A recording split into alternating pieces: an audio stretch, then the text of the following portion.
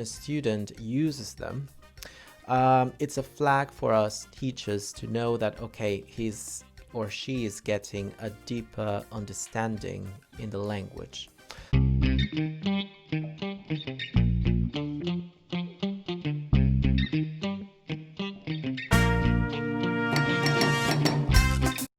Hola, ¿qué tal?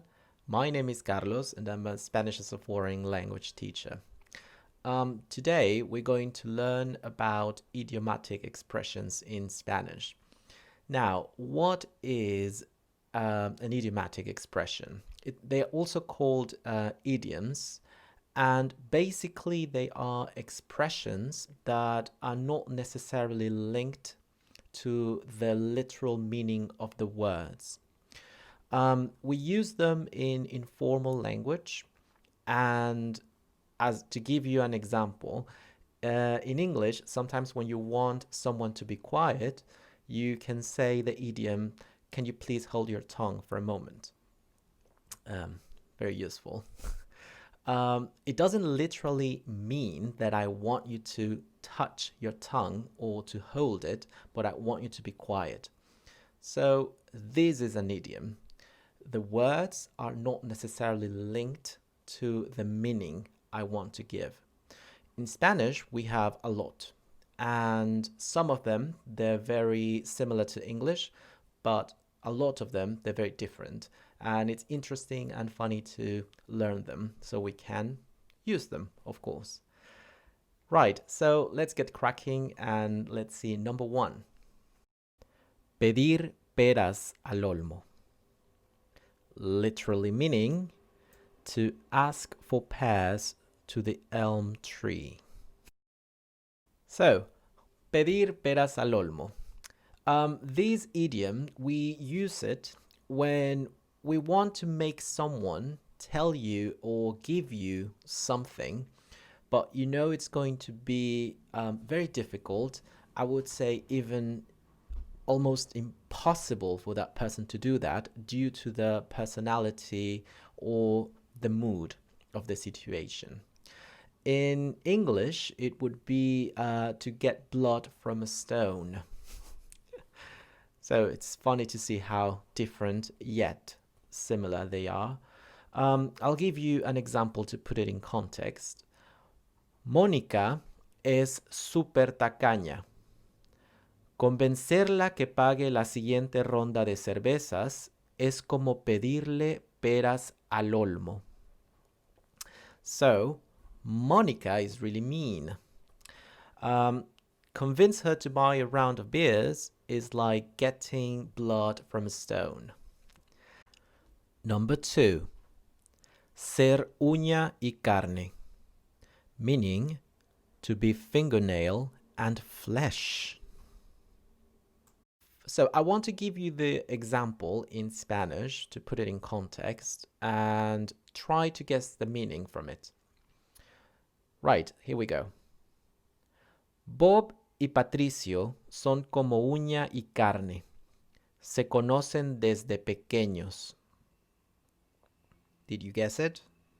Yes, probably you did. So this means to be inseparable, to be best mates.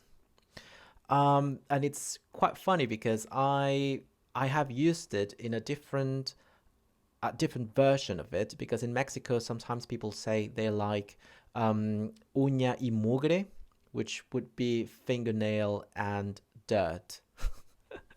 It's a bit gross, but yeah, it is used. So that's another option.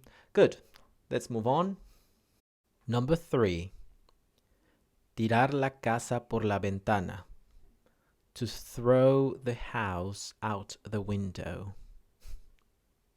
To have money. To have no problem in spending money because you have enough.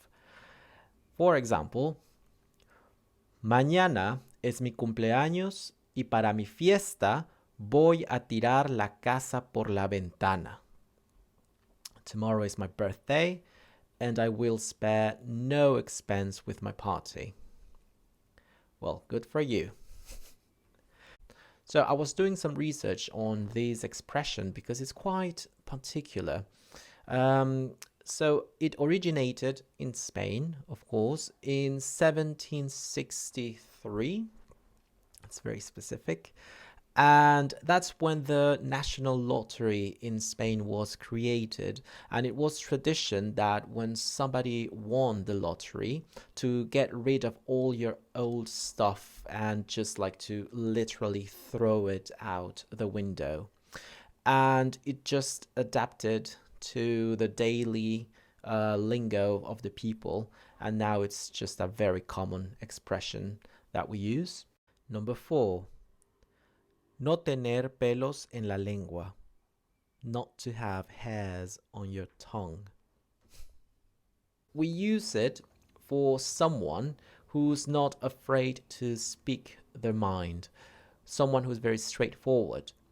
I'll give you an example. Ricardo a veces es un poco intimidante porque no tiene pelos en la lengua. Richard is sometimes a bit intimidating because he's very straightforward. As simple as it sounds, this is literally to be able to talk without a hair on your tongue. For those of you who have maybe cats or dogs, sometimes you know that you have hairs on your tongues and it's very difficult or awkward to talk. Number 5, ser pan comido. To be bread eaten.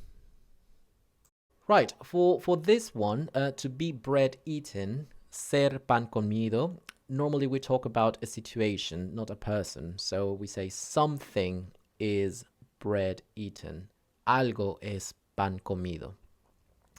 Right, so this one, it means piece of cake, of course, in English. And I'll give you an example to put it in context. Para Lucía, las matemáticas son pan comido.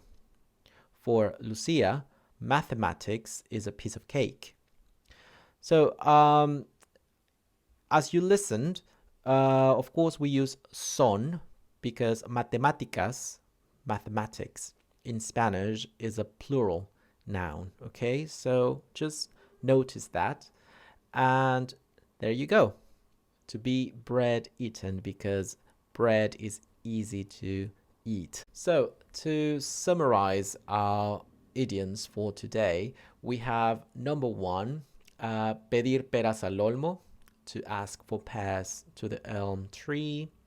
We have number 2, ser uña y carne, to be fingernail and flesh, or ser uña y mugre, fingernail and dirt. Use it. It's very funny, I think. And number 3, tirar la casa por la ventana, to throw the house out the window. Very dramatic as well. No tener pelos en la lengua, not to have hairs on your tongue, to be straightforward. Number 5, ser pan comido, piece of cake, literally to be bread eaten.